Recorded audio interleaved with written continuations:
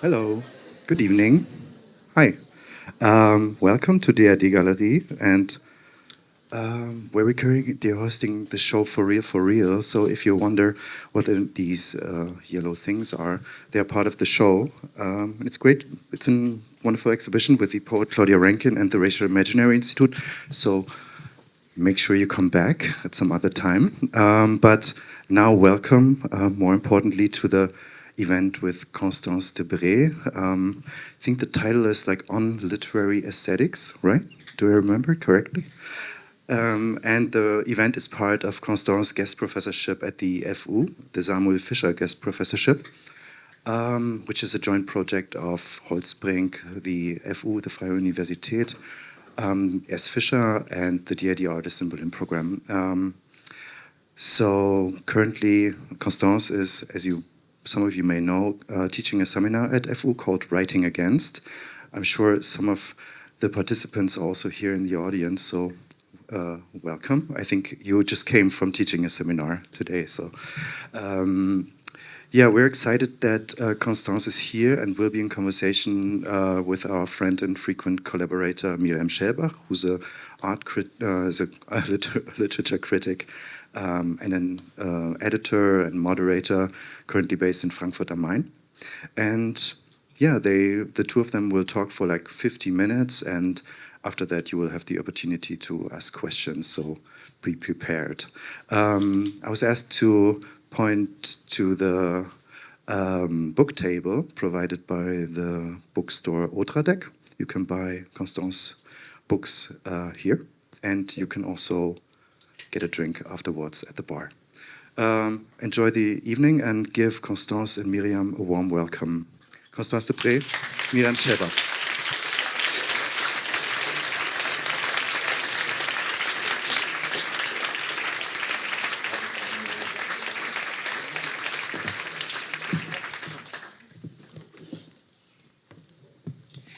Good evening, everyone. It is my greatest pleasure to introduce Constance Debré tonight.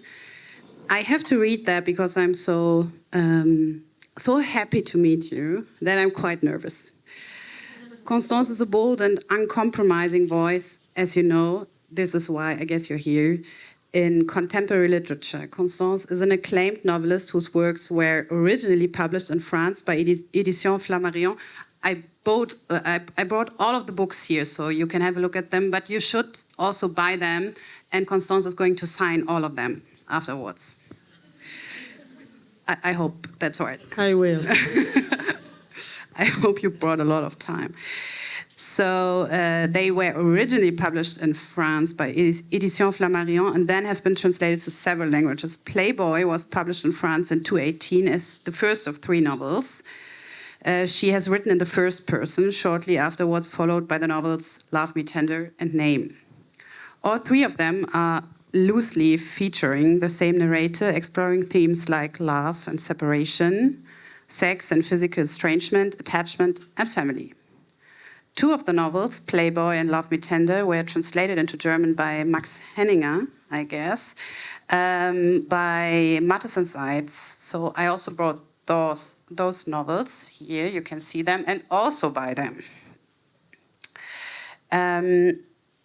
The 3 books tell the story of a woman whose life changes completely. She ends her long marriage with a man, stops working as a lawyer, shaves her head, gives away almost all of her belongings, fights for custody of her son and loses it, discovers her love for women, and undergoes an intense, what I would love to call, school of desire. But in the end, all of this seems a minor detail. I quote, "That too is only about sex and love," it says at the end of Playboy. Quote, "Nothing new, nothing that would change life," end of quote. What remains, one could assume, is the bare act of writing itself. Coming back to Constance, I would like to mention that in 2015 she left her career as a defense lawyer in Paris to dedicate herself fully to writing. Since then, she has appeared on countless stages and engaged in conversations with many, many writers. Her work has been widely praised for its raw honesty, its exploration of themes like identity, freedom, and the boundaries of norms. As Matthias said already, today we'll dive into her aesthetic approach to literature. What does it mean to develop an independent aesthetic position, not as a decoration, but as a way of thinking, a means to structure the world and a path to seek truth through language? Finally, a question we might be discussing is, what is the price of freedom, both in literature and in life? We will be, as Matthias also said, talking for about 50 minutes, and then there will be questions. So please prepare your questions already. And now you can do your second applause. Please join me in giving a warm welcome again to the brilliant Constance Debré.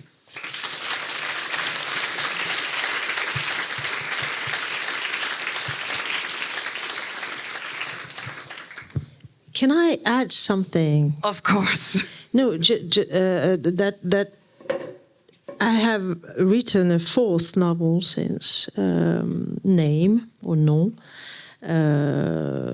which hasn't been translated yet, neither in English or German, but will be soon, which is Offense, and which is not exactly at the first person.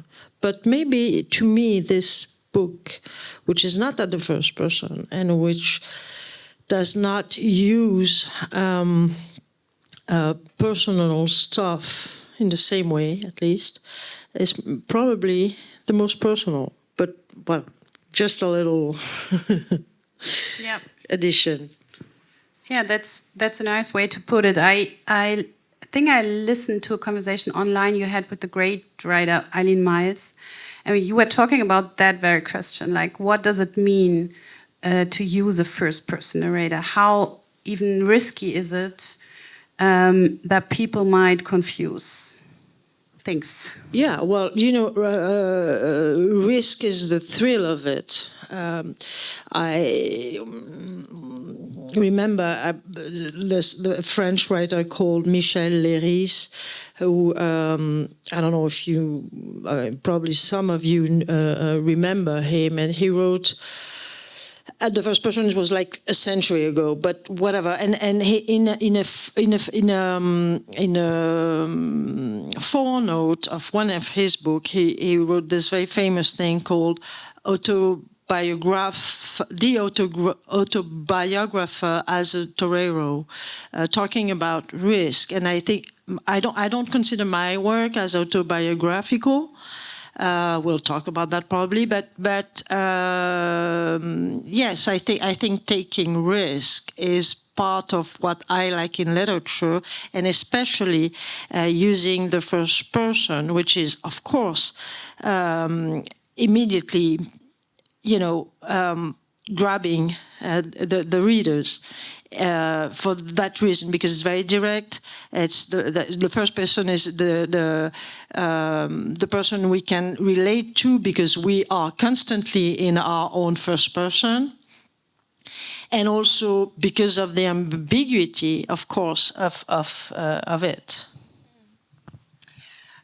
Before we start the aesthetic conversation, maybe you should let us listen to a part of the book. You're going to read out of Name, which is the third novel out of the 3 novels written in the first person. Yes.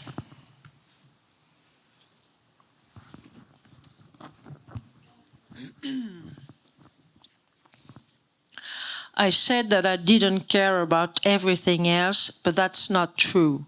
The truth is that I'm the opposite of someone who doesn't care. Everything I do is because I care.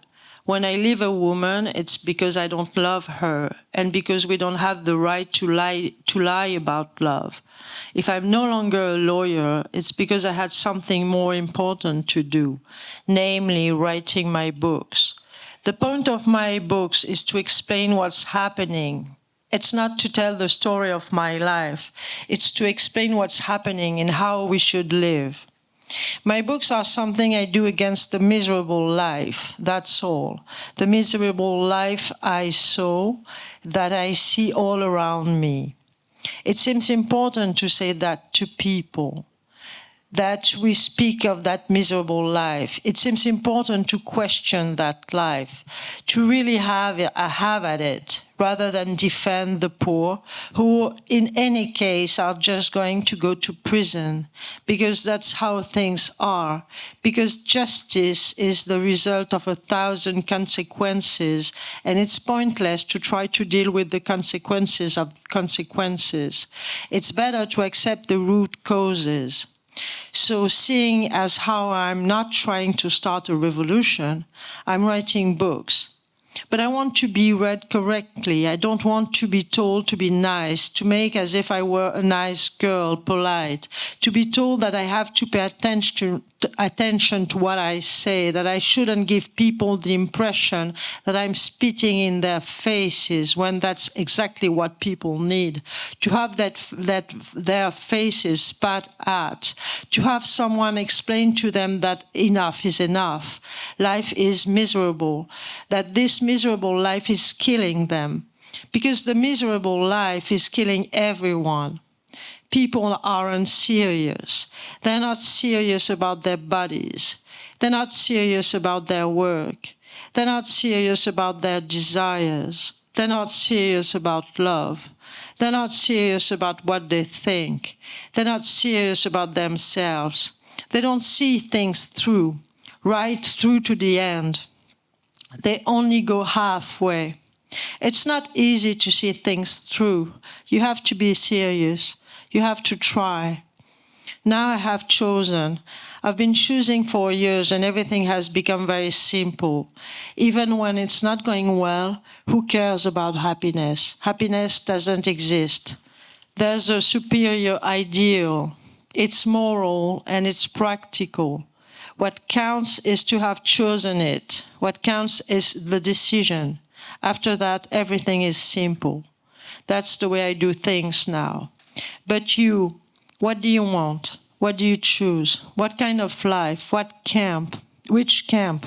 Because you can't not choose. You can't just leave it up to fate, to the elements, to habit, to other people, to exterior powers. This miserable life is my obsession. I've been thinking about it since I was born. I've built up a body of knowledge against it. I'm not describing my feelings here. Emotions and feelings are disgusting. But my ideas against the miserable life. If I live the way I do, if I write the way I do, it's not for me. It's not out of personal preference. Personal preference is a minuscule thing. Good taste, bad taste. Taste is the degree zero of thought. To approach things through the question of taste is to abandon the question of morality, the only one that matters. It began with Barthes, all of this, with his nitpicking typical of the intellectual bourgeoisie, but useless, powerless, melancholic, pretentious, moribund, deathly bourgeois literature, written for the bourgeoisie, literature that wants nothing to change. But Barthes will also fade away, and let me just say that I prefer Proust. Proust is the opposite of powerlessness. Proust was out of his mind at least, and didn't apologize for it. No, if I live the way I do, it's not for my own personal comfort. It's a position I have taken with regard to the order of things. It's because I have to do what I do, otherwise the world would be insane. That's what I think, that I'm preserving the sanity of the world with my life. If I live as I do, if I write as I do, it's because at some point somebody has to. We can go on with the slight obscenity of the bourgeoisie and the family and of childhood, which is all the same obscenity, because these three things, the family, childhood, and the bourgeoisie, hold hands on this infernal merry-go-round on which we found ourselves imprisoned, which they spoon-feed us every day in books, in magazines, at the therapist's office, in the judge's chambers, in our photo ideas. The madness is everywhere. The unbearable thrumming of idiocy and violence and ugliness. Obscenity is all the rage since we have no more revolutions, since we've had to accept the world as it is, no longer take up arms, kill our fathers and mothers, turn powers on its head, assassinate the powerful, since we've been told that war is unreasonable, that no one is your enemy, that we should just stay home, waiting for death, no more struggling, time to be happy. What I think is that nobody is only one person, that each of us is the instrument of something else in the overall balance of the world, a side to choose in the war of everyone against everyone else, of justice against injustice, of good against evil. Yes, I live and write against the obscenity of this miserable life. Living any other way would make me vomit, would make me ashamed. It would be to dress as so many others do, to read the miserable books people read, to live as they live, to see a therapist to help me put up with it, to get drunk to put up with it, buy things to put up with it, not to put up with it, but to put up with it anyway. That would make me crazy. Everything must be refused everything it is possible to refuse in this miserable life, to not consent, to not bear the unbearable. If I refuse, if I betray, it's to fight this obscenity. I betray my origins on principle, as a point of departure for everything else. Origins should always be betrayed. To accept them is to compromise. Give in that very first time, and all the other times are made possible. It's the primal act of complicity, of cowardliness, the first humiliation too, whereas refusing origins is the first interruption.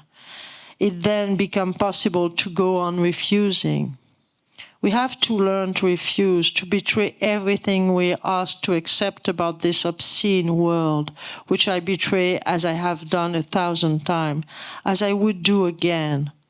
I commit these acts of betrayal to remember what there is when there is nothing.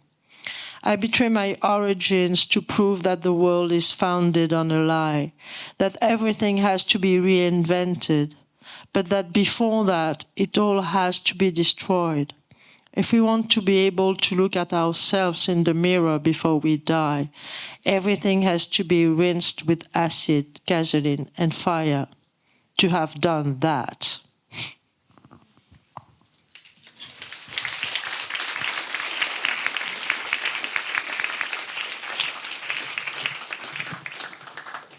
Thank you, Constance. It's like a welcome, little reading.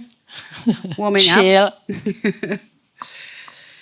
Thank you so much for reading this part of the book, which is so strong and consists of so many ideas. I read someone describing that very book as a manifesto.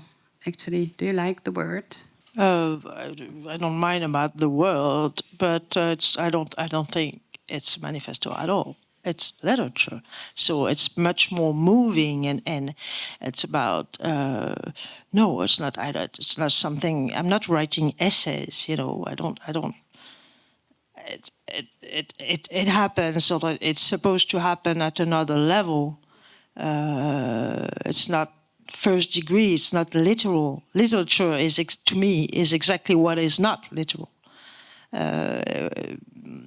That has different layers of meanings and can accept opposite ideas in the same breath, I would say. Yeah, I was expecting you to say that somehow. So let's tell that person that he was mistaken with the word. Let's step back a little bit. You just came back from teaching. You're teaching here in Berlin. And I know, since I'm working in the field of publishing, I know there are so many rules of creative writing. Perhaps the two most famous ones are known by nearly everyone, I would say. First, Kill Your Darlings, and second, Show, Don't Tell. Another piece of advice I often hear is the first page of a novel is the most important one. Is there any novel opening you once read and kept in mind like forever and you're always thinking about? I'm very bad at remember things. You don't need to quote it. But actually, I remember, maybe a few weeks ago, I wrote. It's so funny to write on the board. It's like I love it. But I wrote a few first sentences because yes, I remember a few of them, and some writers are very good at that, and it's kind of. It's a fun approach to writing. I don't know. Yeah, I think, for instance, but I don't think it means really anything. But I remember, and I remember quoting this one. It's the first sentence of Less Than Zero of Bret Easton Ellis, which is. People are afraid to merge in Los Angeles highways, I think, and probably something else, but it's about that. And there's in another sentence I like. I don't think it's the beginning of a book, but I put it in my description of the class, which is "What's wrong with the world? I am," from Chesterton. Actually, it's probably not. But it's probably whatever. But I like this sentence. I think it's very interesting. This connection between the world and the I. I mean, of course, because, for instance, I don't believe writing at the first person, and there are so many different ways of writing at the first person is something disconnected from the world, if it's that, but it's impossible because we are just bodies in the world, in the span, whatever. So I think it's. For instance, some people say, "Oh, it's narcissist," and then you have to, or fiction, not fiction. And those things doesn't mean anything to me. It's the way you use the eye going through the world. And it's impossible not to talk about the world. Literature is about this thing, this tension between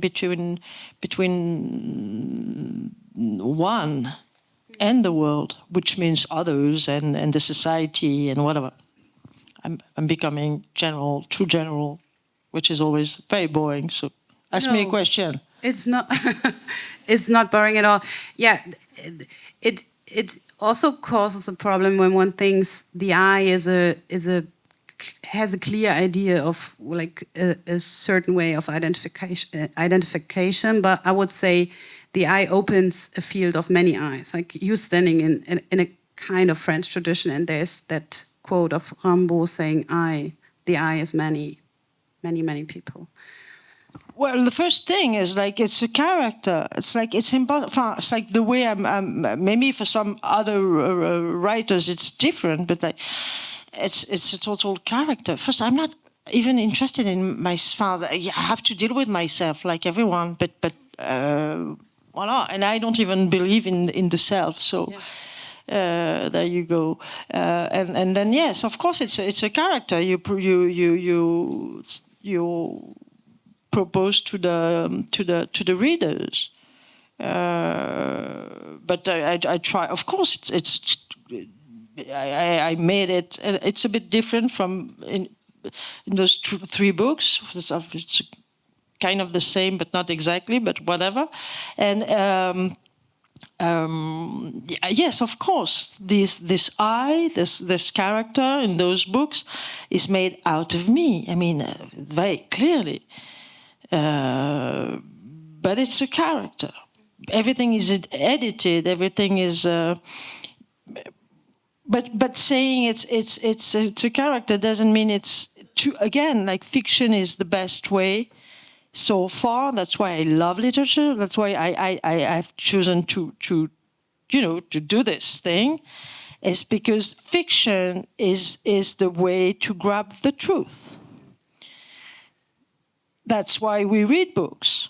It's because when we read whatever, Dostoevsky or Ellis, whatever, those writers we love, when we suddenly recognize something which is true through fiction. And fiction doesn't mean if it's true or false, or if the character is, how far a character is related to the writer. Fiction is the form, is the style, is it's about form. I mean,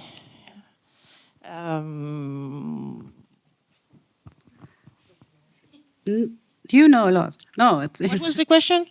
But you fully responded to it. So, talking about form, maybe we should also go back to Bret Easton Ellis, because you already mentioned him twice, and I have the feeling that he is really important to you. So when we talk about form, we should mention that your novels do have a specific form. They are organized in short sections. We could call that style vignettes. We could call it interconnected short prose, or whatever we like to call it. When I read the description of the seminar you're giving here in Berlin right now as part of your guest professorship, I saw that you were planning to talk about Bret Easton Ellis too. And what I found is that he himself was talking about one of his novels, Less Than Zero, which is a novel he published in 1985, I think, which made him a literary superstar overnight. And he says, I quote it, "It was about me, but there was no story. There were scenes, but it didn't have a narrative exactly. There was just this drifting, numb quality that I was trying to perfect." Would you see your novels in that tradition? And differently put, what freedom does the small form give you in the midst of the larger novel form? Well, first about Ellis, yes, it's a writer. It's a contemporary writer that I like very much. But among so many others, and especially, I have a very classical education, and I probably read more dead writers than. Not by choice, I don't know. It's just happened that way. But among living one, yes, of course. I mean, because he was at the moment, and I was young at that time, and he did something very interesting, I think. But as a French writer called Guillaume Dustan did a little bit later, and it is someone I love too. But again, I don't know. I mean, I'm not gonna give you a list of the. So there are so many. But yes, I kind of relate to what you just read of him about. What he said about Less Than Zero, or je sais pas. It's like when I was.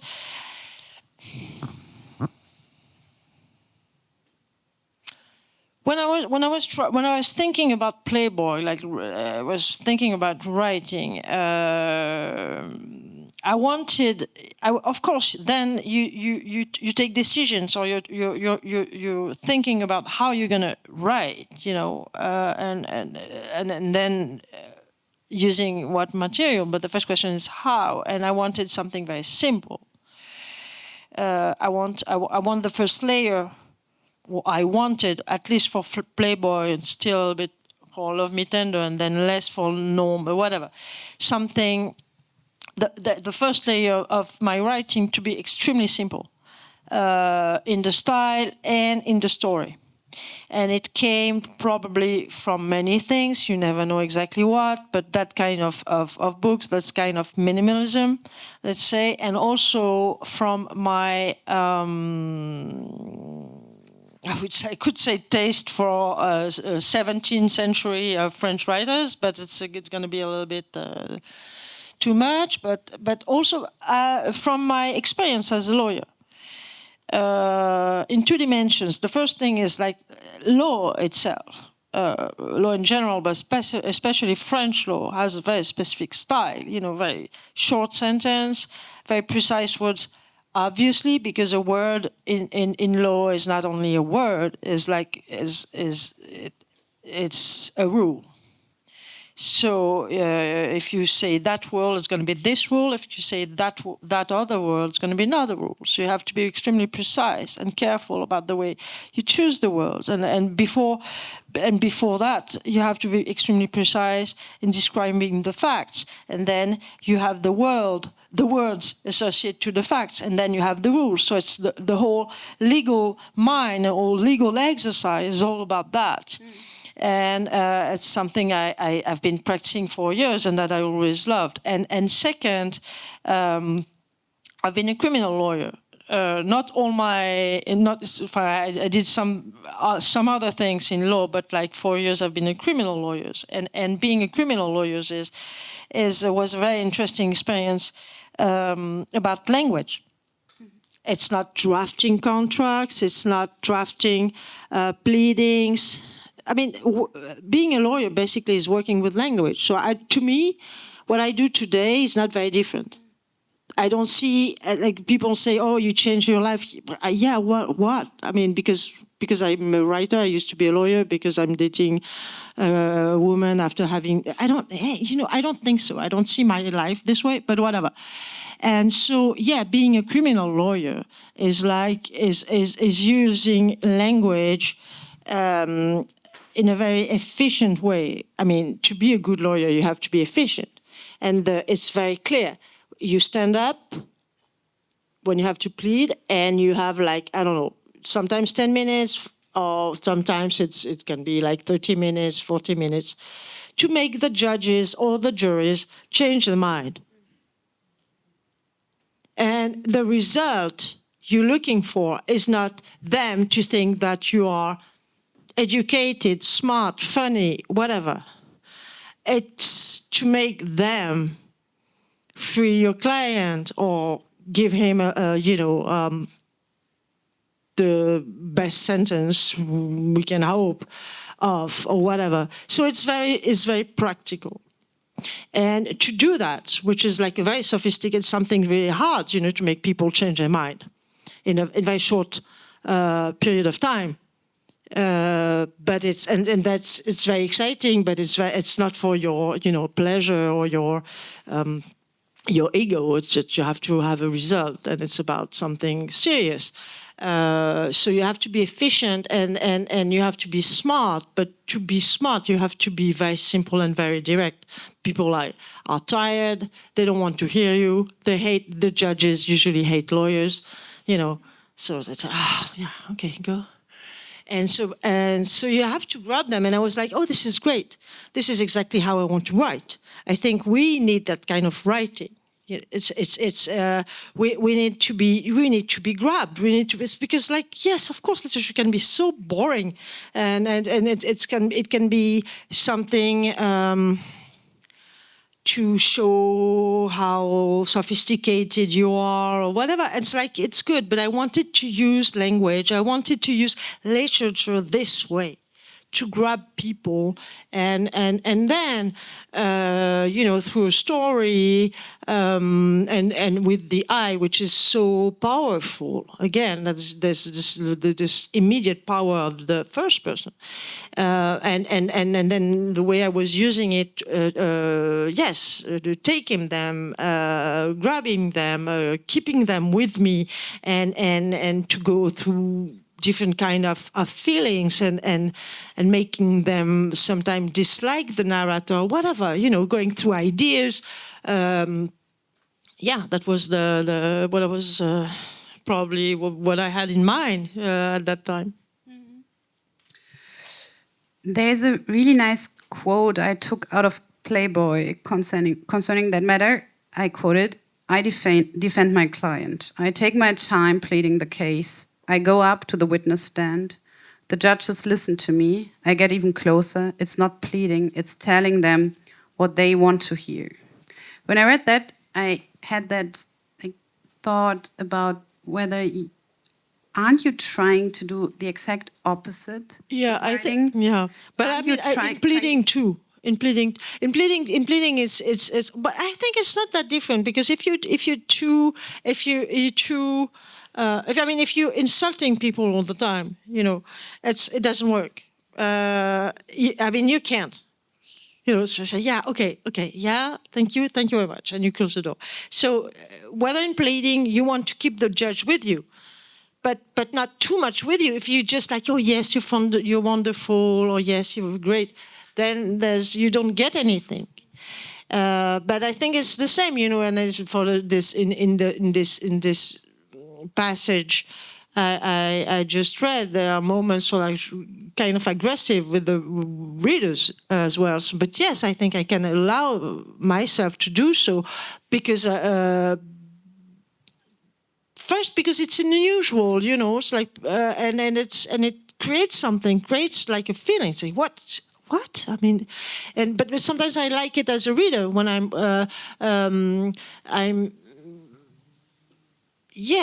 when I see a writer doing strange things in a way, or not trying to please me. So I think it's about this tension.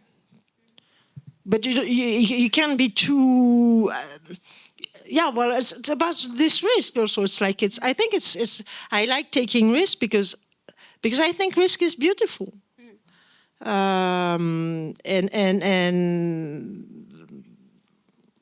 So yeah, it's part of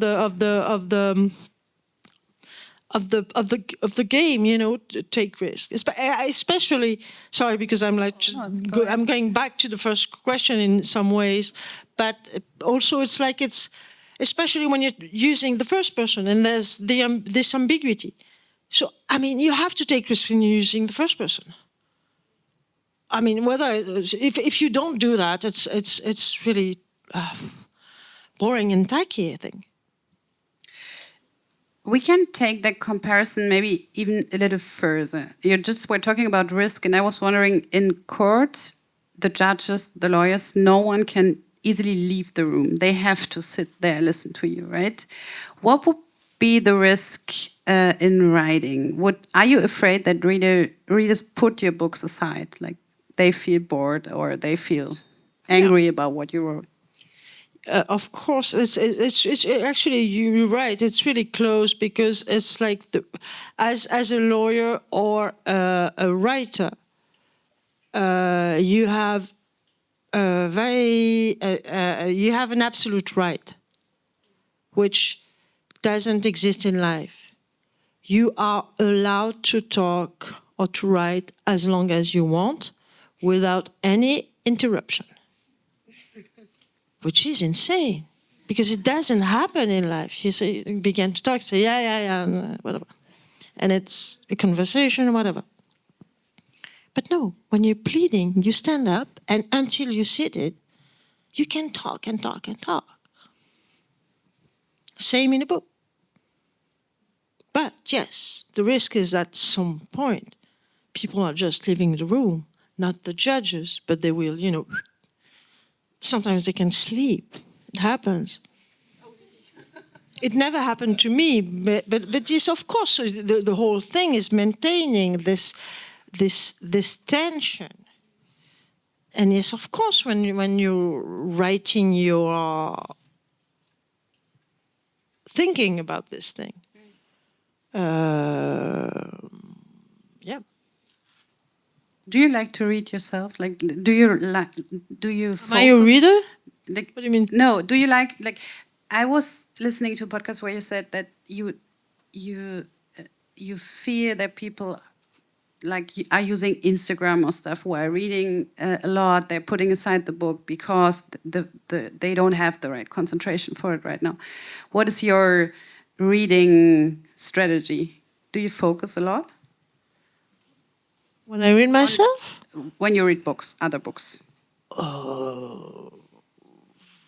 don't know. I don't have a reading strategy. I don't have many strategies in life, especially not for reading. No, I don't. I read when I want to read, and sometimes I don't, and sometimes I don't have anything to read, or I'm not in the mood, or I probably read differently now that I write because I feel guilty now when I do anything else than writing. But it doesn't mean that I write all the time, but I feel guilty. So I read. I don't read because something might be interesting, or I can like this book. No, I don't know. I read when I think that I might find something that is connected to the questions I'm asking myself in my work. So, but sorry, but I know. But yeah, of course, like we have. It's too easy to say, oh, people are not reading anymore. Yes. Okay. But, and then what? Then we have, as writers, yes, we have, we have to try to maybe think about what books we are offering. Also, so it's yes, of course. Books are not coming from nowhere. It's like the books we are writing right now are in the world we're living in. We're living in right now, in the world of whatever Instagram or like what. Yeah, that's fine. It's not about, no, we're not going to write as Balzac did or whatever in this world, and that's good news. It's literature is something moving, and it's in the world. I love that. That's interesting, but I'm not quite sure about what it means exactly. Like, does it mean we need novels that entertain more because people are used to be more entertained these days? No, of course. No, I mean, I'm not the right person to talk about entertainment. I come from criminal law, so I love serious stuff. But serious stuff are not boring stuff. No, yeah, I think you have to be alive in the real world and find a way.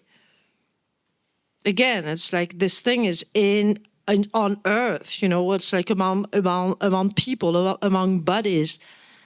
It's not because it's on paper that it's floating in the air. I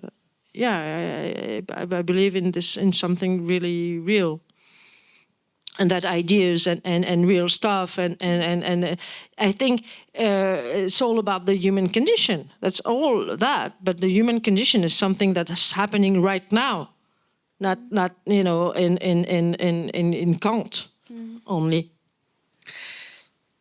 Talking about how your books interact with the real world, I would like to reframe it. I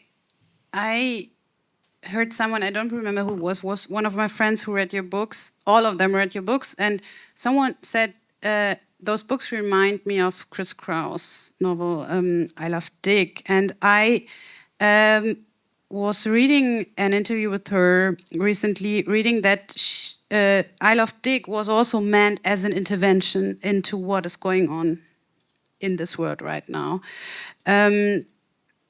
My impression is that there are a lot of existential questions in your books. For example, what motherhood means, what love is, what violence is, what it means to be a woman. There even is a chapter that starts with a woman is a strange thing.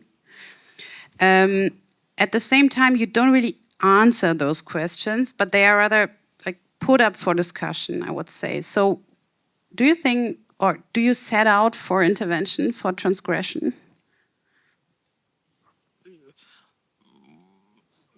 No, it's not. I don't look for. I mean, First, I love Chris Kraus a lot, so let me just say that. And actually, I interviewed her like the last winter, and I asked her this question, which is close to yours, which was, do you think, do you see your own work as transgressive? Because that's always I was like, it's so. I think to me, it's so. I mean, as the minute someone, especially a woman, writes about sex or like, I don't know, there's a sex scene in her book, it's like it's transgressive. It's ridiculous. No, I don't know. I don't know what I'm doing. I'm just talking about life. I'm not looking for something transgressive. If some people think it is transgressive, I don't really know in what world they're living. That's all I can say.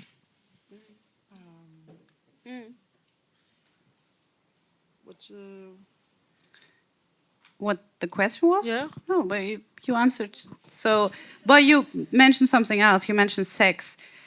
I would like to stay there for a short moment. To my mind, one quality of your writing is that you are capable of showing or depicting physical love in a really good way. You might be not knowing this, but there's a prize in Germany for really bad sex fiction. In UK, it's called the Bad Sex in Fiction Award, which is given annually by the British magazine Literary Review to a contemporary novelist for the worst sex scene of the year. I looked it up, and they say the goal of the prize is to draw attention to crude, tasteless, often poorly written, and redundant sexual passages in modern novels in order to discourage them in the future. It might not be surprising you that like almost everyone who won the prize was a man. But by the way, aside from that, I can safely say that you won't be getting this prize because your scenes of physical love are really subtle and at the same time really clear, urgent, and also not so elegant, because sex is not elegant at all. So what is important to you when you depict sex, physical love? I think I did it it was one of the things I wanted to do in Playboy, because I was talking about like there were in Playboy, so the first one, romantic relationships between let's say the narrator and women, and it was at least the first layer of this book. And so I mean, how can you talk about what's going on into two people, two persons, without talking about the physical part of it, which is sex, as far as I know. And so and then it's like how to write about sex, and it's like just put the facts on the page, and try but not only the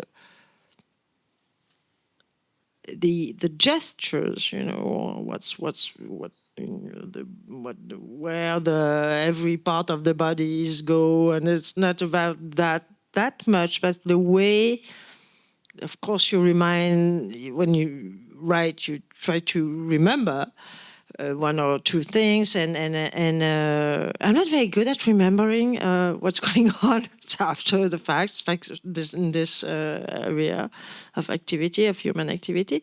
But you remember the feelings very clearly, or like the.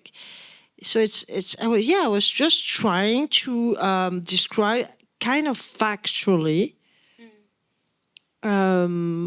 what I was remembering of one or two or three or whatever moments, sexual moments, like that, and then, but not in a very different way that I was writing about other stuff. But it's so difficult to write about that. But why? I mean, it's like it's so strange when you think of it. Why should it be? Why this thing between two people should be more difficult to write about or to describe as anything else? Yeah. I can't understand. Maybe because most part of things happening are organized through language, and this is like a part that or let's say an encounter that is not mainly, or that might not be mainly organized through language. But not only. I mean, when in a book, like there's like I don't know, like the glass is on the table, and in the room the walls were white, and then there were people. So, yeah, no, you can describe things. But yes, of course. What is interesting is that it's a question, and in those and there's of course so many bad pages about sex, or like even in movies. I mean, we all know that it's like this blurry thing you don't know, or there's or the way people talk about sex. Sometimes it's like whether it's this kind of pulsion. It's a pulsion. Suddenly we are animals and it's wild and it's like, and is it always like that? For me, no. I'm sorry. I don't know. Maybe for you, I don't. And then you begin to think, if it's not for me, it's probably not for the others. So there are many moments, many different moments. Sometimes funny, sometimes weird, sometimes interesting. But it's not only, you're not just taken by desire from the beginning to the end. It's so much interesting what's going on, and it's very interesting that the fact that that apparently it's still a question to write about it that way. I'm not a specialist at all about writing about sex or about sex, but yes, I mean, it's like, why should it be? It's a human activity, and it's many things happening in those moments, and I think it's. Again, like, there are not like 500 pages about sex, but like, no, to the ones who haven't read my book, no. Yeah, no, I just wanted to try to talk about that as normally as possible. Yeah. Yeah, and one can feel you did that, and it's a pleasure to read it. It is. I didn't want to say this. The topic is difficult to describe. I just can tell you the fact that working as an editor, most of the sex scenes I am reading are not fun to read. So I am coming to my last questions, and afterwards I would like to open up for your questions. Since our conversation is titled something like Aesthetics and Poetics, we should dive into that. Diving is a good word for it. I would like to ask about swimming, because swimming plays a big role in your books. And what I can say on the formal structure of your prose is that it's absolutely pure, and it has a kind of simplicity. So your narrator comes from a wealthy upper class. Not wealthy, but upper class. And I wish. Former wealthy. Yeah, at some point, probably, yeah. They have been once wealthy, upper class, a family in France with property, or they had property once, symbolic capital they still keep, and so on. And at the same time, your narrator puts her furniture out on the street, owns... Well, yeah, and drug addicts also. No, whatever. Sorry, I'm not going to talk about my family for hours. It's like, yeah, whatever. Sorry, yes. Your narrator owns very little. She doesn't like any belongings, but she goes swimming every day, preferring to do her laps in the city pools in the morning, every morning. There's a quote saying, "I swim and I don't think of anything but the movements, my body extending, stretching, gliding." So I was wondering if there might be a connection between, like, the pure, clear, short, sharp sentences you use that drive the stories like forward, and what a swimmer does in a pool, like those strokes that are short and well put, that drive forward too. Would you say, coming back to our title, that you are pursuing a kind of aesthetics of swimming? No. No, I don't know. But yeah, I used the swimming my swimming thing, doing in the books very much, and I think I have I like sobriety, and but also I like, and I think this is what I like in literature, and what I'm trying to do is like this tension between purity and absolute impurity of literature and life. It's this fight, and of course, impurity saves the scary purity, temptation we have. We have the purity is the temptation of purity, of simplicity, is beautiful, but it's problematic too.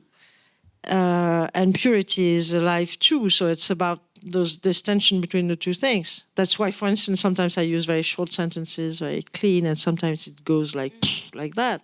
But it's intentional. What is problematic about purity? You just said. Oh, it's always a bit dangerous. Why?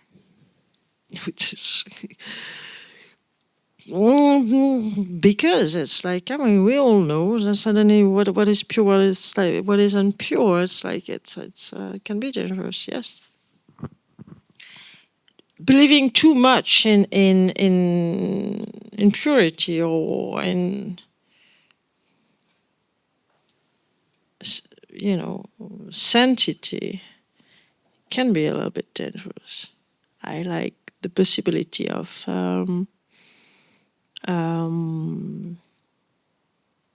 the fault, of the guilt, of the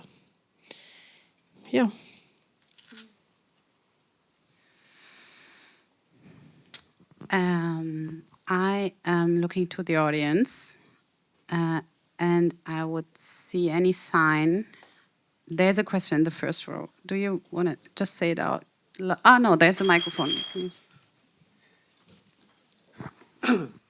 I don't know exactly what's the best way to word the question, but I wonder if you can describe the influence of the fact that you're an author on your writing. Like, I wonder if there was a shift in your writing before you actually became an author as a job, and when you started to, and whether like the fact that you know that you're going to have to sell the books to people, or you know that lots of people are going to be reading them, do you think that plays an influence during your writing process?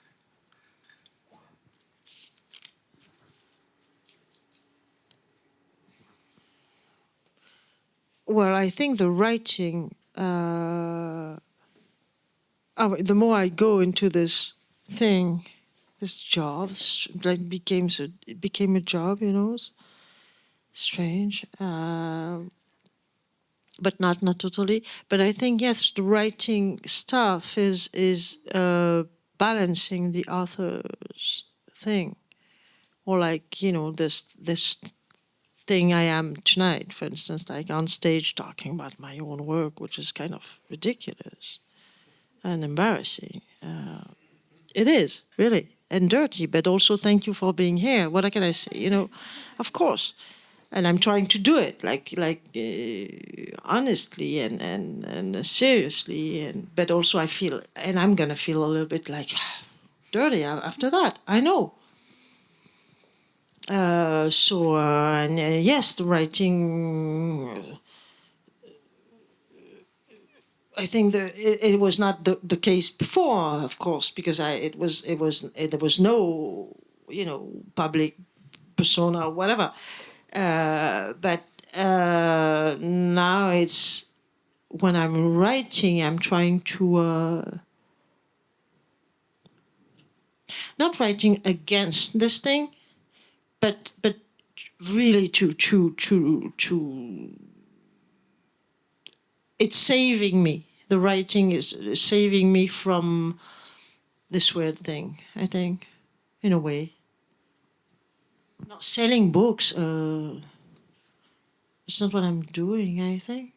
I'm not so like, this is my, I'm not earning anything else than this thing, but no, I don't. It's not what I'm, interested in.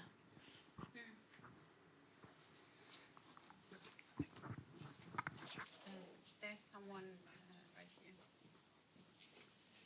Thank you. You said a little bit earlier that you don't believe in the self. Your books are written in the I form.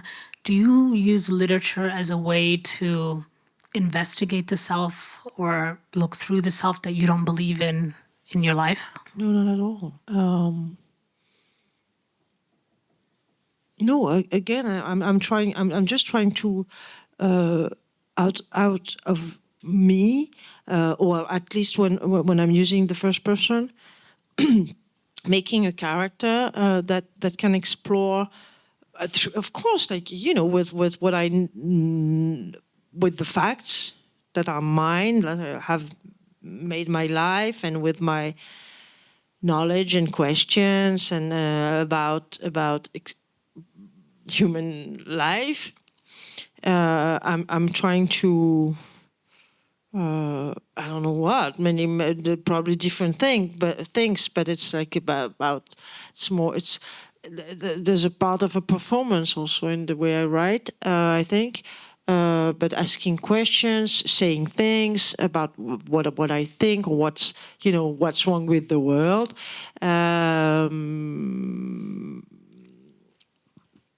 No, the self, or I'm not.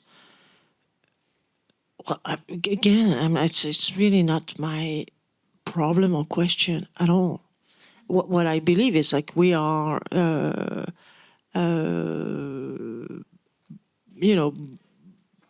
body and soul into the world, and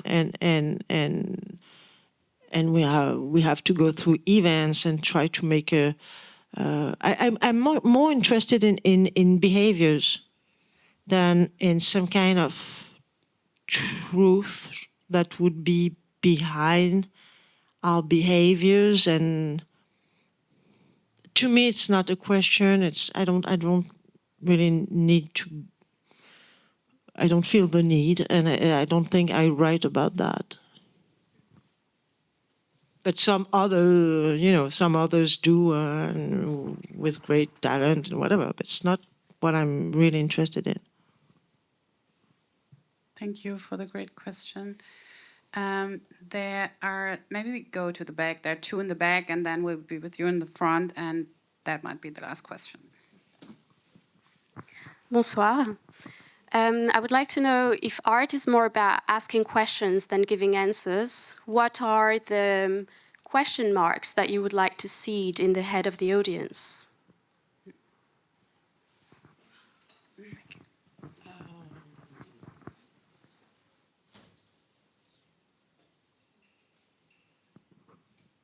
I don't. I mean, that's your total freedom, not mine. First, like, well, I'm just on this side of the, of the sentences and of the books, and no. When I write, I hope people will feel things. That's all, and then they can be happy, unhappy, like, don't like, agree, disagree. Yes, it's about feeling things. That is what I want when I write. When I talk, it's I don't expect anything.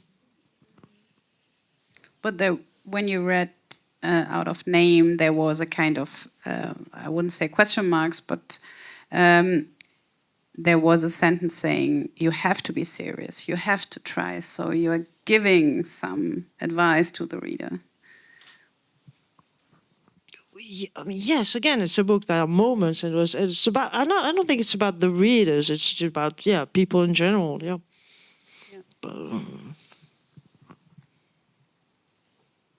There was another question in the back, I think. Yeah.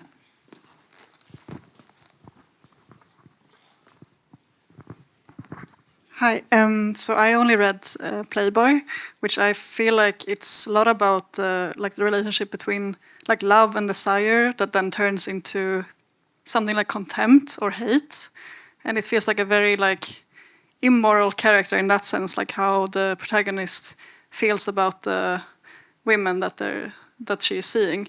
I'm wondering if you could talk about this, and maybe how you like. About what exactly? The contempt?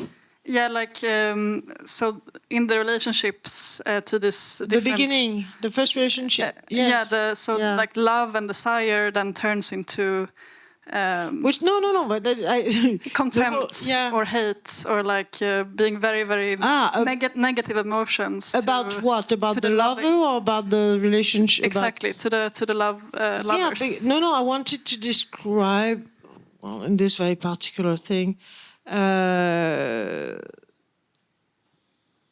It's the same like about what we were talking about sex. We're talking about. Well, I was saying that there are many other things that desire in sex.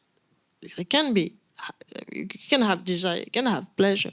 You can have other stuff in those moments, more complex. And I had the same feeling about what we call love. You know, it's like when two people are just seeing each other, whatever, you know, seeing each other and having sex, and then you call it love. Bon.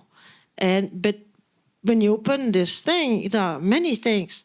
You can have very negative feelings too towards the people you love in the same time, you know, and you see things you hate, but then you're still attracted, and you could be many things. Could be behaviors, could be physical things, could be whatever. And we have all been through those moments. We are with someone and we absolutely hate him or her or them in the same time. And this is why it's so, you know, it's an experience of insanity sometimes. So of course I wanted to say that, not saying, oh, she's beautiful, I love her, she's wonderful. No, this is a lie. So I wanted to talk about a relationship in that way. And it was funnier, or like we're talking about risk. Of course it was risky, especially because it was talking about a woman. And it was a representation of a homosexual, a lesbian relationship. And because it's like new or whatever, you know, and so it's like, it has to be like, oh, this is perfect. Oh, homosexuality is great, and women are always... No, I wanted to talk about those relationships in a real way. You know, representing a character, the I, going through those moments. Oh, she's horrible, and like with the worst things. She's so middle class, whatever. You know, like really like whew, hardcore. I mean, I'm exaggerating, but like it is like in this putting putting the readers in this position of being half horrified, maybe sometimes, and half, yeah, well, I've been through that.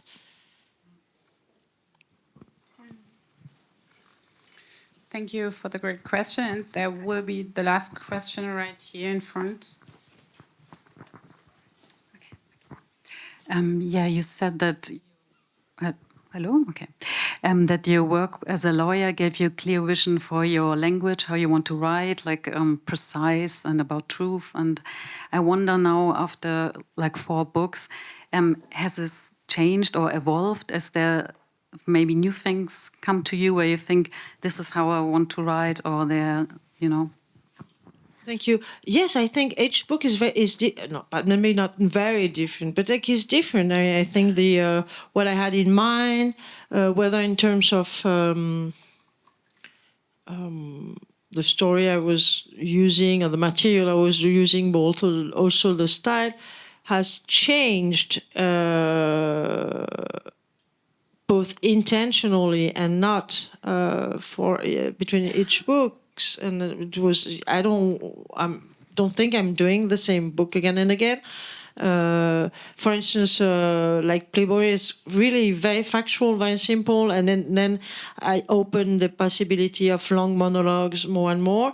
Offense is very different in my mind, because it's not exactly the first person, or there's a first person, but it's not exactly a narrator. Yes, of course. I mean, I'm evolving, because, like, yeah, I hope so. But I'm always, you know, it's like in real life, you're aging and you're changing, but you're still the same person, and people can recognize you. Yeah. Hopefully.